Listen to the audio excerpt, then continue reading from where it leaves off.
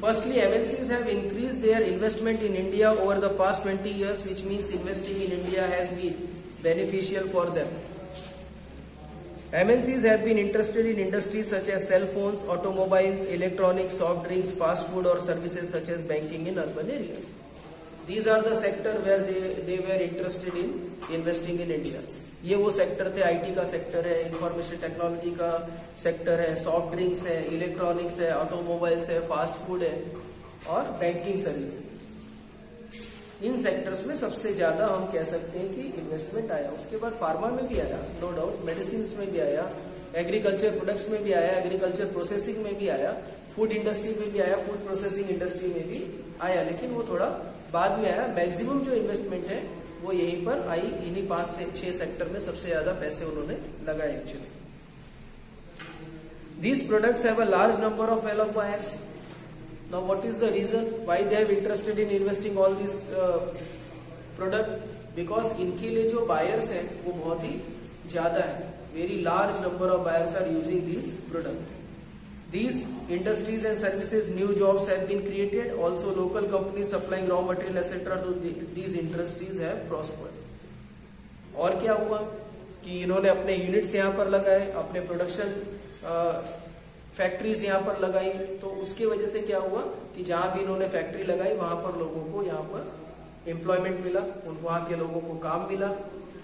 उसके साथ ही उस फैक्ट्री के आसपास ऐसे लोग जो रॉ मटेरियल सप्लाई करते हैं, जैसे लेबर ही सप्लाई करते हैं, लेबर सप्लाई करने वाली एजेंसी होती है, प्लेसमेंट एजेंसीज होती है, लेबर सप्लाई करती है।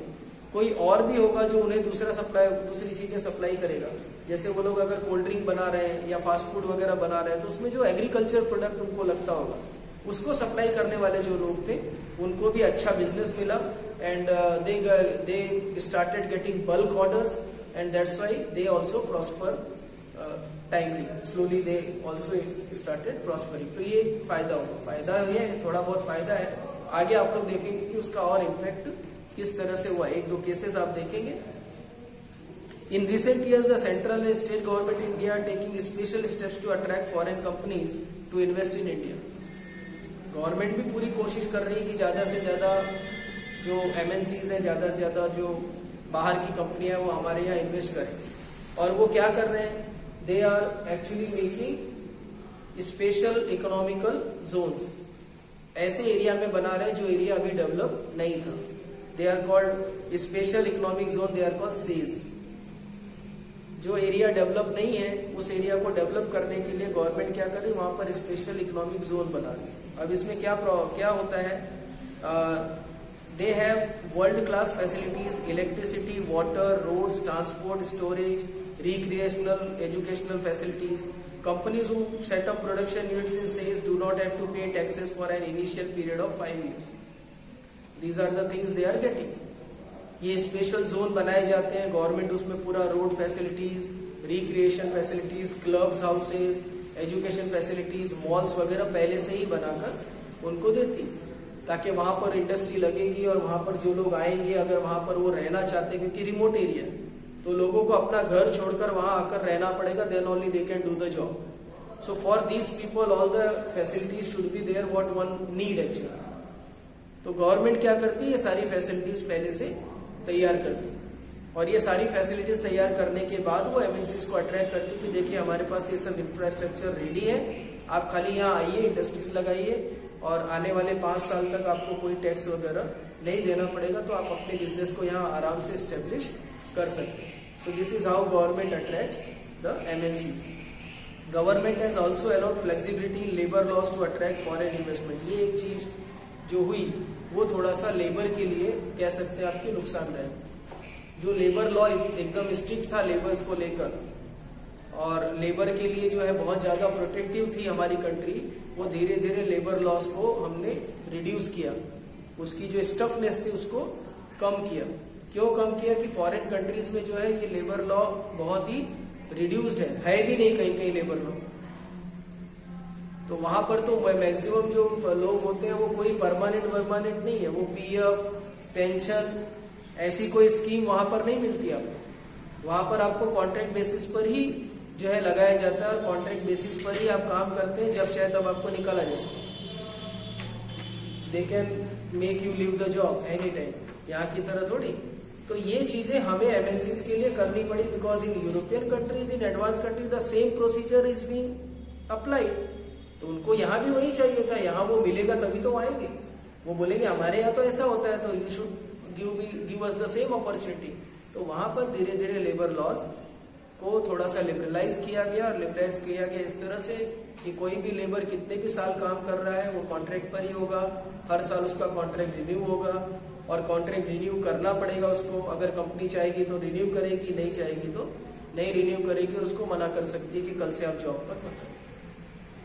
तो ये जो एक कंडीशन आ गई, इसमें जो वर्कर्स थे, जो लेबर थे, उनकी जॉब सिक्योरिटी जो थी वो खत्म। अब उनको ये नहीं मालूम था कि अगले साल कंपनी हमें रखेगी या नहीं रखेगी। तो this is one negative impact which was happened after MNCs have come to us, ये हम बोल सकते हैं। लेकिन इसके पहले के अगर आप देखेंगे तो कितनी ऐसी फैक्ट्रीज थी बॉम्बे में, जितनी भी टेक्सटाइल मिल थी वो सारी की सारी बंद हो गई।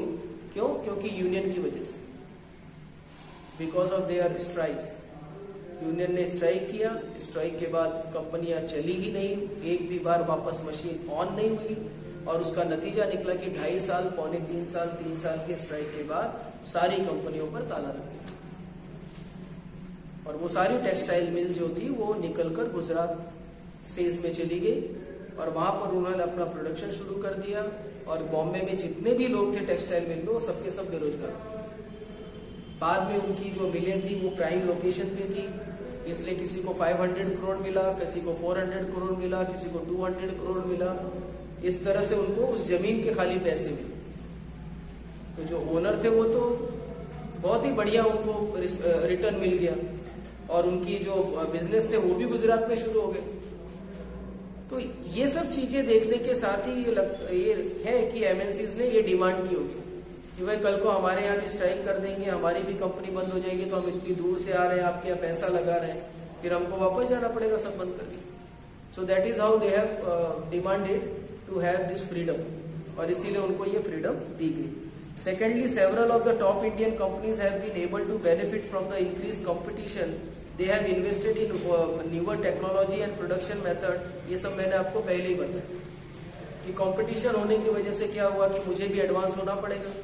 अब तक मैं सोचता नहीं था कि मैं एडवांस हूं या ना हूं, लेकिन अब मुझे होना पड़ेगा, और मैं एडवांस होने की कोशिश करूंगा तो फिर मुझे और अच्छे अच्छे टेक्नोलॉजिकल चेंजेस करने पड़ेंगे, और उसका नतीजा क्या रहेगा कि मेरा स्टैंडर्ड ऑफ प्रोडक्शन क्वालिटी जो है वो इम्प्रूव होती चली जाएगी। तो ये भी एक फायदा हुआ। पहले हमारे पास कोई एडवांस होने के लिए कोई क्वेश्चन नहीं था, there was no question mark. Now the competition is there, we have to cope up with the competition. हमको मेंटेन करना था उनके साथ का competition, foreign technology and our technology, और इसके लिए हमने क्या किया, अपना स्टैंडर्ड और हाई किया।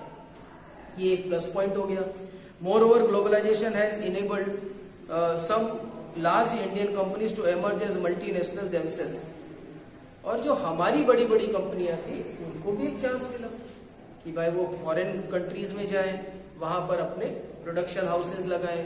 इसी तरह कई कंपनियां, Tata Motors, Infosys, Ranbaxy, Asian Paints, Sundaram Fasteners are some Indian companies which are spreading their operation worldwide. ये कंपनी है जो वर्ल्ड वाइड अपना ऑपरेशन कर रही है।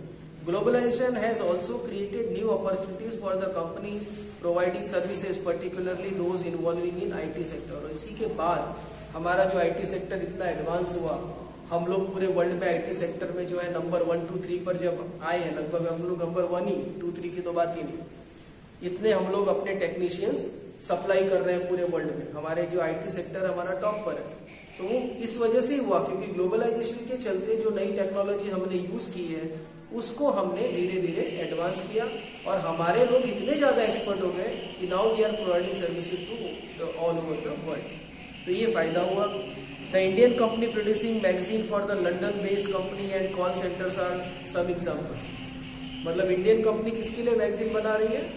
इंग्लैंड के लिए। और आप एक अमेरिकन, जर्मनी का प्रोडक्ट जब कस्टमर केयर में फोन करते हैं ना, तो उसका कस्टमर केयर सेंटर शायद मुंबई या दिल्ली में ही। तो ये जो कॉल सेंटर्स हमारे यहाँ ओपन हुए पूरे वर्ल्ड की कंपनियों के, वो एक एग्जाम्पल है जिसमें हमारा आईटी सेक्टर जो है बहुत इन्वॉल्व है, और इस वजह से हम लोग आईटी सेक्टर में भी बहुत एडवांस हैं. So this is what actually we have get after globalisation come to us. There are more many things that we will discuss later on afterwards.